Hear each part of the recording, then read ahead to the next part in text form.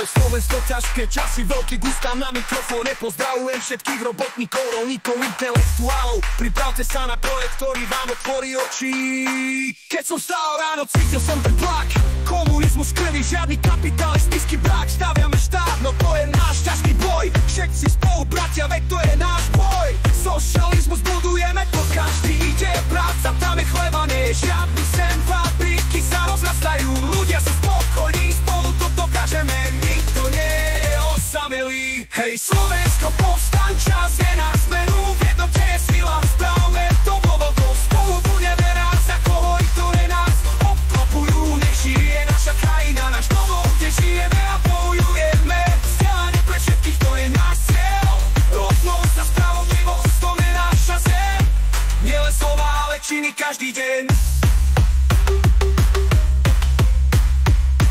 Viera v oči si prešti, to je náš sen.